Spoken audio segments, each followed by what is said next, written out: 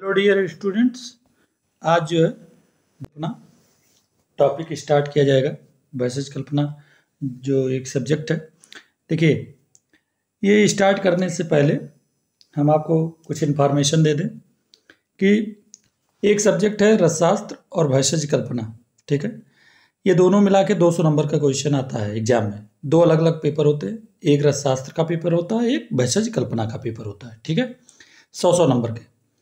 ठीक, उसमें से हम भैषज कल्पना जो सेकंड पेपर है उसको हम उठाए हैं और भैषज कल्पना स्टार्ट किया जाएगा। सबसे खास बात, ये पूरा सिलेबस जो है आपको NCISM के अकॉर्डिंग जो डिज़ाइन है उसके अकॉर्डिंग पढ़ाया जाएगा। ठीक है, और प्रत्येक चैप्टर जब कंप्लीट होगा, एक एक चैप्टर जैसे ही कंप्लीट होता जाएगा उसके MCQ टाइप के क्वेश्चन और उसके जो है टेस्ट, लिखित टेस्ट के जो है बना के टेस्ट लिया जाएगा। ठीक है, सब्जेक्ट के जितने भी चैप्टर होंगे, जितने भी चैप्टर ये ख़त्म होते जाएंगे, सबके दो दो टेस्ट होंगे। MCQ टेस्ट होगा और जो है लिखित टेस्ट होगा। ठीक, जब ये पूरा सब्जेक्ट कंप्लीट हो जाएगा वैसेज कल्पना, तो इसके 2 मॉडल पेपर टेस्ट होंगे और वो बहुत बेहतरीन तरीके से डिज़ाइन किया जाएगा, जिससे आपके एग्ज़ाम में, मेन एग्ज़ाम में कम से कम 70-80% क्वेश्चन डायरेक्ट उससे फंसे। ठीक है, ऐसा बनाया जाएगा और ये सब अवेलेबल होगा कहाँ? व्हाट्सएप ग्रुप पे सब डाला जाएगा। जितने बच्चे ज्वाइन किए रहेंगे उनको ये सब मिलेगा। ठीक है, टेस्ट देने को और ये नोट्स। ठीक, चलिए स्टार्ट करते हैं वैसेज कल्पना। देखिए, प्रथम चैप्टर जो है वैसेज कल्पना का पहले हम समझ लेते हैं कि इसमें क्या है बेटा, कि वहाँ पर जब आप पढ़ोगे बुक खोल के तो उसमें प्रथम चैप्टर में कि वेदों के अकॉर्डिंग कैसे, उसमें इतिहास पूरा लिखा हुआ है वैसेज कल्पना का, कि वेदों के ज़माने में कैसे वैसेज कल्पना का विकास हुआ, कैसे जो है वैदिक वाङ्मय में, तो ये सारी चीज़ें उसमें लिखी हुई हैं। आपको इससे घबराने की ज़रूरत नहीं है। 10 नंबर में कभी कभार एक क्वेश्चन पूछता है कि वैसेज कल्पना का इतिहास लिखिए। ठीक है, क्या समझते हैं आप वैसेज कल्पना के इतिहास से, क्या आप समझते हैं? तो आपको घबराने की ज़रूरत नहीं है, उतना सारा वहाँ पर लिखा हुआ उसको पढ़ने की ज़रूरत नहीं है।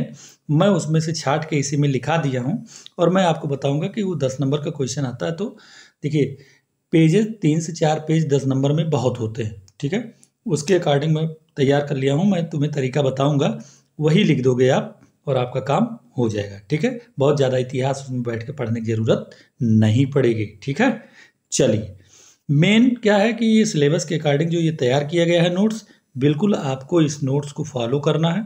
इसी को जो है आपको लिखना है अपने एक नए, अपने हैंड राइटिंग में इसको लिखोगे। ऐसा नहीं कि मैंने इसको PDF भेज दिया और आपने इसको निकाल के बस पढ़ लिया, नहीं। आपको इसको क्या करना है, अपने हैंड राइटिंग में लिखना है। जब आप डेली लिखोगे तो आपका अच्छे से तैयार भी होगा। ठीक है, एक बार लिखोगे, एक बार पढ़ोगे और अच्छे से याद हो जाएगा। और जो मैं पढ़ाऊँगा क्लास में, इतना ऑथेंटिक होकर बिल्कुल ध्यान से सुनना है इसको। जितने ध्यान से सुनोगे, मान के चलो कि आपका 60 से 70% क्लास में ही तैयार हो जाना है। ठीक है, बाद में आपको एक रीडिंग लगानी है। ठीक, तो सबसे पहला शर्त यही है कि बहुत ध्यान से आप सुनते रहोगे।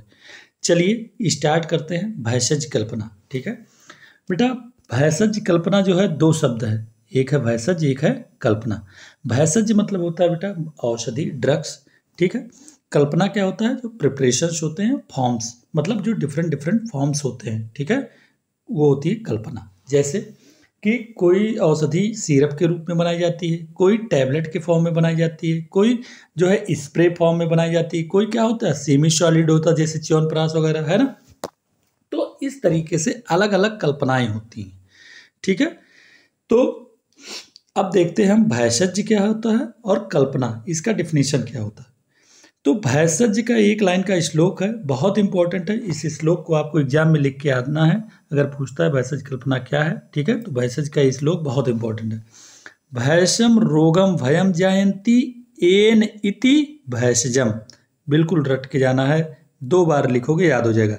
भैषम रोगम भयम जायन्ति एन इति भैषजम, अर्थात जो रोग के भय को क्या करता है, नष्ट करता है। जो हमें डिजीज है, उसके जो हमें डर है, भय है, उसको क्या कर दे, नष्ट कर दे, अर्थात उसको ठीक कर दे, वही है भैषज। ठीक है, कल्पना क्या होती है, औषधि द्रव्य को व्याधि शमनार्थ बनाने के लिए। औषधि द्रव्य मतलब बेटा जो ड्रग्स मटेरियल होते हैं उनको क्या करना है, व्याधि शमनार्थ अर्थात डिजीज को क्योर करने लायक बना दो। ऐसी कल्पना दो उसको कि वो बीमारी को क्या करे, क्योर कर दे, ठीक कर दे। तो उस औषध द्रव्य को व्याधि शमनार्थ बनाने के लिए, बहुत इंपॉर्टेंट लाइन है, व्याधि शमनार्थ बनाने के लिए जो उसमें संस्कार किया जाता है उन्हें कल्पना कहते हैं। ठीक है, तो उसमें जो संस्कार किया जाता है व्याधि शमनार्थ करने के लिए, उसी को क्या कहते हैं, कल्पना कहते हैं। चलिए आप समझ गए भेषज क्या होता है, कल्पना क्या होता है। कुछ टर्मिनोलॉजी होती है बेटा जो मिलती जुलती हैं, बच्चे बहुत कंफ्यूज होते हैं, इसको भी क्लियर कर लेते हैं अभी। भेषज क्या है, भेषज होता है भेषज, औषधि या उसी को ड्रग्स बोलते हैं। ठीक है, अभी इसका आगे फिर से हम पर्याय पढ़ाएंगे, बहुत इंपॉर्टेंट है। ठीक है, भिषक क्या होता है, भिषक होता है चिकित्सक या वैद्य या उसी को क्या बोलते हैं, डॉक्टर बोलते हैं आज के समय में। ठीक है, चलिए भेषजागार क्या होता है बेटा, भेषजागार होता है जहाँ पर औषधियाँ बनवा के रखी जाती हैं। ठीक है, तो औषध का जो भंडारण स्थल होता है उसको बोलते हैं भेषजागार, अर्थात जो स्टोरेज होता है। ठीक है, जहाँ पर स्टोर करते हैं मैं ये सब बना के। चलिए एक टर्मिनोलॉजी आती है बेटा भिषक्ति।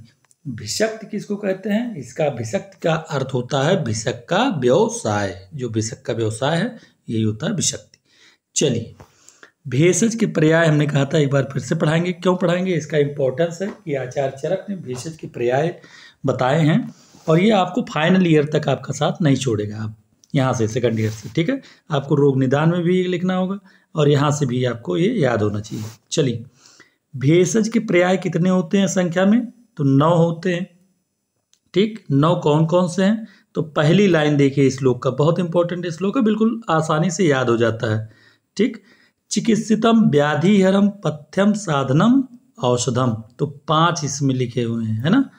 चिकित्सितम व्याधिहरम मतलब चिकित्सित, चिकित्सा, व्याधिहर, पथ्य, साधनम, औषधनम, औषध। ठीक है, 5 तो पहली लाइन में हो गया। दूसरी लाइन में कितनी है बेटा, 4। कौन कौन सी, 303 तो पास हैं, कौन कौन से, प्रायश्चितम, प्रशमनम, प्रकृति स्थापनम, हितम। ठीक है, ये हो गए 3, मतलब 4 टोटल, तो 5 और 4 9 हो गए ये बेटा आपके भेषज के पर्याय। चलिए इंपॉर्टेंट नोट्स देखते हैं। इतना इंपॉर्टेंट है ये नोट्स कि ये लगभग हर एग्जाम में पूछा हुआ है, पीजी में तो कई बार पूछा हुआ है। क्या कि भेषज कल्पना का मूल ग्रंथ क्या है, भेषज कल्पना का क्या मूल ग्रंथ क्या है, तो मूल ग्रंथ भेषज कल्पना का बेटा सारंगधर संहिता है। ठीक है, क्या है, सारंगधर संहिता है। लेकिन पूछता है कि भेषज कल्पना का व्यवस्थित और वैज्ञानिक विवरण किसमें हुआ है, तो व्यवस्थित और वैज्ञानिक विवरण आचार्य चरक ने किया है। आचार्य चरक ने किसमें किया, चरक संहिता में। आप जब फर्स्ट ईयर में पढ़ के आए होगे ना 4th चैप्टर, उसमें जिसमें महाकषाय वगैरह वर्णन किया है, वहीं पर ये सब सारी कल्पनाएं बताई हैं। स्वरस, कल, कसरित, शीत, फांट, ये सब पढ़ के आए हो फर्स्ट ईयर में, वही यहाँ मिलेगा। तो व्यवस्थित और वैज्ञानिक विवरण आचार्य चरक जी ने चरक संहिता में किया है। लेकिन अगर मूल ग्रंथ की बात करें, उत्कृष्ट ग्रंथ कौन सा है जो है भेषज कल्पना का, तो वो क्या है, सारंगधर संहिता है। ठीक है, चलिए थोड़ा सा सारंगधर संहिता के बारे में जानते हैं। जो हमने बोला था कि इतिहास, तो इतिहास आप यहाँ से उठा के लिख सकते हो थोड़ा सा। तो इतिहास क्या है बेटा कि सारंगधर संहिता का जो लेखक है वो सारंगधर मिश्र जी हैं। कौन है, सारंगधर मिश्र जी हैं उनके लेखक। खास बात इसकी काल बहुत इंपॉर्टेंट है, पूरा ध्यान देना, जो मैं बोलूँगा उसको ध्यान से सुनना। देखो अगर ऑप्शनल क्वेश्चन है एमसीक्यू टाइप का और उसमें 13, 14, 15, 16 शताब्दी दिया है, कोई एक सिलेक्ट करना है, तो आप बेटा क्या सिलेक्ट करोगे, 14वीं शताब्दी सिलेक्ट करोगे। ठीक है, लेकिन अगर 14 उसमें नहीं दिया है, 12, 13, 11, 10 इस तरह से दिया है, तो आप कौन सा सिलेक्ट करोगे, 13। ठीक है, लेकिन कभी कभी क्या करता है एग्जामिनर, अच्छे से लिखता है कि 13वीं शताब्दी का अंत और 14वीं शताब्दी का आरंभ, ये उनका काल है। ठीक, तो ये सबसे अप्रोप्रिएट, सबसे अच्छा आंसर यही है कि सारंगधर संहिता का जो काल है वो 13वीं शताब्दी का अंत या 14वीं शताब्दी का आरंभ होता है। ठीक है, दोनों दिया है तो बोथ आंसर लग जाएगा, इसका अंत और उसका प्रारंभ। ठीक है, लेकिन एक अगर कोई चूज करना हो तो अगर 14 ऑप्शन में है तो आप सबसे पहले यही चूज करोगे 14। ठीक है, चलिए ये चीज क्लियर हो गया। अध्याय कितने होते हैं? तो जो है सारंगधर संहिता में टोटल 32 अध्याय का वर्णन किया गया है, जिसको 3 खंडों में डिवाइड किया गया है। इसको कितने खंड में डिवाइड किया गया है? 3। कौन कौन से खंड हैं बेटा? तो एक है पूर्व खंड, दूसरा है मध्य खंड, तीसरा है उत्तर खंड। ठीक, तो पूर्व खंड, मध्यम खंड, मध्य खंड और उत्तर खंड। देखो पूर्व खंड में 7 अध्याय है। 7 अध्याय है, उसमें किसका वर्णन है? तो परिभाषा का है, सामान्य परिचय बताया गया है और रोग विज्ञान के बारे में बताया गया है। ठीक है, तो ये सब सारी चीजें इसमें है। ठीक है, चलिए उसके बाद जो है 12वां मध्य खंड में कितने अध्याय हैं? 12 अध्याय हैं। कौन कौन से? भैषज कल्पना का वर्णन उसमें किया गया है। पूरे 12 अध्याय में किसका वर्णन किया गया है? भैषज कल्पना का। जो उत्तर खंड है इसमें टोटल जो है 13 अध्याय हैं बेटा, जिसमें पंचकसाय कल्पना का वर्णन किया गया है। जो पंचकसाय कल्पना होती हैं उनका वर्णन किया गया है। ठीक है, आगे ये सारी चीजें आप पढ़ोगे भैषज कल्पना की, जो पंचकसाय कल्पना है क्या क्या है, कैसे हैं। ठीक है, चलिए तो ये अध्याय 32 खंड 3 खंड में इसको डिवाइड किया गया है। बहुत अच्छे से याद रखना कि पूर्व खंड में पूछ लेगा कितने अध्याय थे? 7। मध्य में कितने थे? 12। और उत्तर में कितने थे? 13। तो खास बात यह है कि 7, 12, 13 याद रखना है, और सबसे पहले सबसे कम है, फिर बीच में बीच वाला है 12, और 13 सबसे ज़्यादा है तो वो सबसे लास्ट में। तो कोई दिक्कत नहीं होगी याद करने में। टोटल इसमें बेटा सारंगधर संहिता में कितने श्लोक हैं? तो 2600 श्लोक हैं। टोटल कितने श्लोक हैं? 2600 श्लोक का वर्णन इसमें किया गया है। ठीक है, पूछता है कि इसकी प्रसिद्ध टीका का वर्णन करिए। तो इसके 3 प्रमुख टीका हैं, इनके टीकाकार निम्न हैं। आप इसको बहुत अच्छे से याद रखोगे कि सारंगधर संहिता के 3 टीका कौन कौन से हैं। तो एक है बेटा आयुर्वेद दीपिका, एक है दीपिका, एक है गूढ़ार्थ जो है संदीपन। तो अगर देखो जाए तो पहला अक्षर अगर ले लो ADG, तो ADG होता है ना प्रदेश में, अरे भाई पुलिस अधिकारी जो होते हैं ADG। ठीक, तो ADG जो होते हैं बिल्कुल बेटा बिल्कुल राका टाइप का होते हैं। राका साका जानते हो ना, पिक्चरों में सुने होंगे, राका टाइप के होते हैं, राका। ठीक, राका लिखने का तरीका थोड़ा देख लो। तो जो ADG होते हैं बिल्कुल राका टाइप के होते हैं, है ना। तो आयुर्वेद दीपिका A हो गया, D से हो गया बेटा दीपिका, और G से हो गया गूढ़ार्थ संदीपन। कैसे हैं ये सब? राका टाइप के हैं। रा से रुद्रभट्ट, आ से हो गया आडमल, का से हो जाएगा काशीराम जी। तो रुद्रभट्ट, आडमल और काशीराम जी इसके जो है लेखक हैं। किसके? आयुर्वेद दीपिका के और गूढ़ार्थ संदीपन।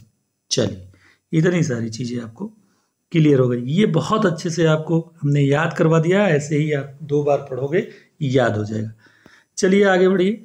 कॉन्सेप्ट ऑफ औषधि एवं भैषज। देखो औषधि क्या है, भैषज क्या है। अभी मैंने पीछे बताया कि दोनों क्या हैं, एक प्रकार के सिनोनिम्स है। हाँ सही बताया मैंने, सिनोनिम्स से बहुत माइन्यूट डिफरेंस होता है दोनों में, कुछ खास बात नहीं है ऐसा। ठीक है, देखिए सर्व द्रव्यम औषधम, एक श्लोक आप लोग पढ़े होंगे, सर्वम द्रव्यम पंच भौतिकम अस्मिन अर्थे, है ना। यानी सभी द्रव्य जो है 5 भौतिक होते हैं, तो वो नहीं, यहाँ क्या बताया गया बेटा, सर्व द्रव्यम औषधम, यानी सभी द्रव्य जो आप देख रहे हो क्या होते हैं, औषधि होते हैं। जो भी द्रव्य आप देख रहे हो वो क्या है, औषधि। देखिए all the drugs available on the earth are औषधि, वो सारी क्या है, औषधियाँ हैं। बोथ औषध एवं भैषज आर सिनोनिम्स, सिनोनिम्स मतलब पर्याय हैं। थोड़ा सा डिफरेंस है, तो डिफरेंस क्या है कि पहले सब होते हैं औषधि, जब उसमें फार्मास्यूटिकल्स प्रिपरेशन करा दिया जाता है, बना दिया जाता है उसको किसी व्याधि के शमनार्थ के लिए, तो क्या हो जाता है बेटा, भैषज उसको कहने लगते हैं। देखिए होता क्या है, जैसे प्लांट्स के जितने भी एक्सट्रैक्ट हैं ये सब सारी चीज़ें निकाल के उसको बना देना, तो वो भैषज बन जाता है। लेकिन प्लांट्स के जो रूट्स हैं, पत्ते हैं, फूल हैं, ये सब भी क्या है, औषधि ही तो हैं, कच्ची औषधियाँ हैं बिल्कुल। और जब उसको फार्मास्यूटिकली उसको तैयार कर दिया जाता है कुछ चूर्ण रूप में और ले रूप में, ठीक है, क्वाथ बना लो, तो क्या हो जाता है, भैषज हो जाता है। चलिए ठीक है, तो औषधियों की जो प्रिपरेशंस है उसे भेषज कहते हैं। बस यही याद रखना है आपको, औषधियों की जो प्रिपरेशंस होती हैं उसको क्या कहते हैं, भेषज कहते हैं।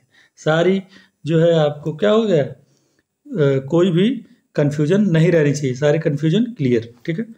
सारी भेषज औषधि हैं, अच्छी बात है, सही बात है, सारी भेषज क्या हैं, औषधि हैं, किंतु समस्त औषधि भेषज नहीं है। क्यों? क्योंकि जो औषधियाँ फार्मास्यूटिकली नहीं तैयार की जाती है, उनका प्रिपरेशंस नहीं किया जाता, वो औषधि ही रह जाती है, वो भेषज नहीं बन पाती है। आई बात समझ में? तो बस इतना सा डिफरेंस है केवल, कि सारे भेषज औषधि ही है। ये सब भेषज कहाँ से आए हैं, बने हैं, इस औषधि से बने हैं। तो ये सब लोग क्या हैं, यही है। लेकिन ये इससे नहीं बना है औषधि, भेषज से औषधि नहीं बना है, इसलिए सारे भेषज औषधि नहीं होते। ठीक है, चलो ये चीज़ें आपको कंफर्म हो गई। अब देखिए कि कुछ रूल्स हैं, कुछ रूल्स बताए गए हैं अपने भेषज कल्पना में, कि कौन सी ड्रग्स, कौन सी द्रव्य कैसे लेना है। ठीक है, कौन सा जो है गीला लेना है, कौन सा सूखा लेना है, किस हिसाब से लेना है। तो आचार्य सारंगधर जी कहते हैं कि सूखे द्रव्य की तुलना में अगर जो है आप कौन सा गीला द्रव्य अर्थात आर्द्र द्रव्य अगर आप ले रहे हो तो क्या करो, दोगुनी मात्रा में लो। अगर कोई सूखा द्रव्य है तो सूखा द्रव्य अगर 1 चम्मच ले रहे हो, तो अगर आप गीला द्रव्य ले रहे हो कोई, तो उसकी सूखे द्रव्य की तुलना में कितना लो, 2 चम्मच लो। आर्द्र द्रव्य को क्या करो, दोगुना मात्रा में लो। प्रयोग किया जाता है। क्यों? क्योंकि जो आर्द्र द्रव्य होता है ना, जो गीला वाला होता है, उसमें वाटर कंटेंट प्रेजेंट होता है ना, और उसको क्या कर देता है, थोड़ा सा डाइल्यूट कर देता है उसकी पोटेंसी को। तो उसको थोड़ा ज़्यादा खाओगे तो, जैसे भाई कोई चीज़ सुखा दिया तो केवल दवा दवा ही बचा, है ना। तो 1 चम्मच अगर सूखा द्रव्य लिए तो उसमें केवल दवा दवा ही सारी चीज़ें बची हैं। लेकिन अगर आपने गीला लिया है तो उसमें पानी भी है और दवा भी है, तो अगर सुखाओगे तो आधा हो जाएगा। इसलिए उसको क्या करो, डबल कर लो पहले। तो इसीलिए उसमें क्या किया जाता है, उसको दोगुना मात्रा में आर्द्र द्रव्य को लिया जाता है। ये भी क्लियर हो गया आपको। एक एक चीज क्लियर करते चलेंगे, ठीक है अपन। अब देखो, नव्य और पुराण द्रव्य का ग्रहण नियम क्या होता है। यानी नव्य मतलब बेटा होता है न्यू ड्रग्स।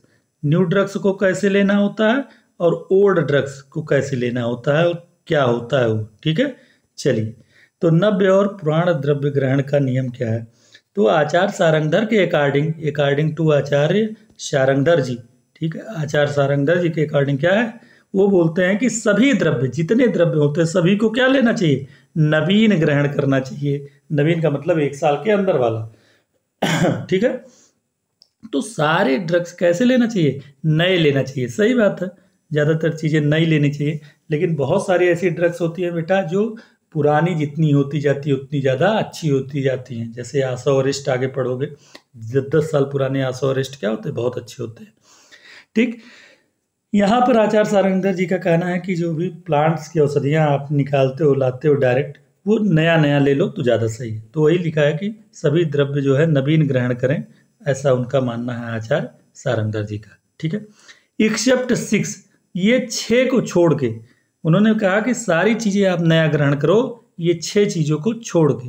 ठीक है, कौन सी 6 चीज़ें हैं, देखो बोलते हैं गुड़। गुड़ कहते हैं जितना पुराना खाओगे उतना अच्छा है। घी जितना पुराना खाओगे, जितना पुराण घृत खाओगे ना, पुराण घृत जो है क्या करता है, जो है उन्माद और अपस्मार बीमारियों को दूर करता है ना, दिया जाता है। और शहद जितना पुराना होता है बताते उतना अच्छा होता है ना, इसका वाटर कंटेंट बिल्कुल खत्म हो जाता है और बहुत तीक्ष्ण हो जाता है। तो शहद लेखन का काम करता है बहुत अच्छा। ठीक है, अन्न कहते हैं जितना पुराना अन्न खाओगे उतना लघु होता, शरीर को उतना हल्का रखता है। ठीक है, पिपली भी पुराना ही खाना चाहिए, वायविडंग भी क्या करना चाहिए, पुराना खाना चाहिए। तो गुड़, घी, शहद, अन्न, पिपली और वायविडंग, ये 6 चीज़ें क्या करनी चाहिए बेटा, पुराण रूप में लेनी चाहिए।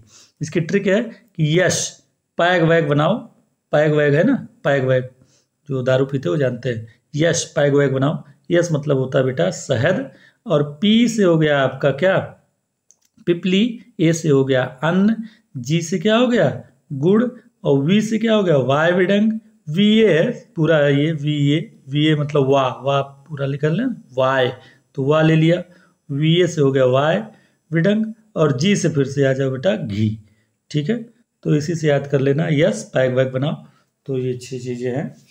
ठीक, तो जब पुराने यार मिल बैठते हैं तो पैक वैक बनते हैं, है ना। यस पैक वैक, तो पुराने से याद रख लेना, ये पैक वैक पुराने लोग जब मिल बैठते हैं तो बनता है, तो याद हो जाएगा आपको अच्छे से।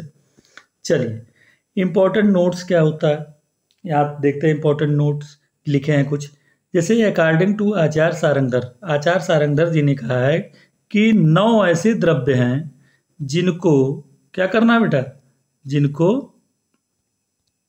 सॉरी चलो हाँ 9 ऐसे ड्रग्स हैं जिनको क्या करना है कि हमेशा ताज़ा लेना चाहिए। हमेशा क्या लेना चाहिए, ताज़ा लेना चाहिए।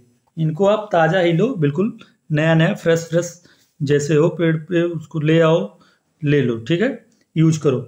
किंतु उसको द्विगुण मात्रा में कदापि ना लें। यानी अभी ऊपर बताए थे ना कि हमेशा जो आर्द्र द्रव्य होते हैं, जो गीले द्रव्य होते हैं, उसको कैसा लेना चाहिए, दोगुना मात्रा में। लेकिन इन्होंने क्या कहा कि 9 द्रव्य ऐसे हैं उनको ताज़ा तो लो आप, लेकिन उनको द्विगुना मत लो। कितना लो, बराबर ही लो, जितना सूखा लेते हैं उतना ही इसको भी लो। ठीक है, जरूरत नहीं है कि 2 गुना मात्रा में खाओ। ठीक, चलो कौन कौन से ड्रग्स हैं वो 9, तो ये 9 ड्रग्स हैं आपके, ये नीचे लिखे हैं एग्जाम्पल। कौन से, गुड़ची, वासा, कुटज, सतावरी, अश्वगंधा, कुष्मांड, सहचरी, सौंफ, प्रसारणी। ठीक, अब पूछोगे सर इतना याद कैसे रहेगा, बिल्कुल याद रहेगा।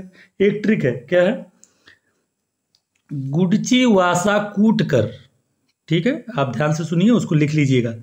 गुड़ची वासा कूट कर शतावरी अश्वगंधा के साथ जब लिखना ना, तो के का मतलब हो जाएगा वहां पर कुष्मांड। जब लिखना के साथ, और साथ का मतलब होता है बेटा सहचरी।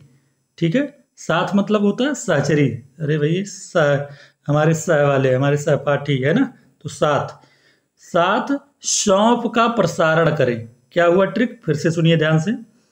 गुड़ची वासा कूट कर सतावरी अश्वगंधा को से कर देना कुष्मांड। ठीक है, सतावरी अश्वगंधा को किसके साथ, सौंफ के साथ प्रसारण करें। सौंफ के साथ क्या करना है, प्रसारण करना है, प्रसारित करना है, यानी बांटना है। ठीक है, तो ये हो गया आपका प्रसारणी। तो ये आप अच्छे से इसको लिख लेना इस ट्रिक को, और याद रखना ये 9 चीज़ें ऐसी हैं जिनको ताज़ा लेना चाहिए हमेशा, लेकिन बराबर मात्रा में लो, 2 गुना लेने की ज़रूरत नहीं है। एक क्वेश्चन पूछता है 4-5 नंबर में कि ग्राह्यता अग्राह्यता का नियम क्या है, किसको ग्राह्य रूप में लेना है, किसको मतलब कौन ग्राह्य है कौन अग्राह्य है। ठीक है, तो यहाँ पर देखो कि ग्राह्य कौन कौन सा है। तो ग्राह्य बेटा क्या है, ग्राह्य कौन सा है, जो आचार्य सारंगधर जी कहते हैं कि सभी द्रव्य को ताज़ा ग्रहण करना चाहिए। बिल्कुल यही जो ताज़ा होता है वही ग्राह्य है। 1 वर्ष की अवधि के पश्चात द्रव्य क्या हो जाते हैं, निरर्थक हो जाते हैं। यानी 1 वर्ष के बाद उसको नहीं यूज करना चाहिए, बहुत पुराना हो जाता है तो बेकार हो जाता है, ऐसा मानना है आचार्य सारंगधर जी का।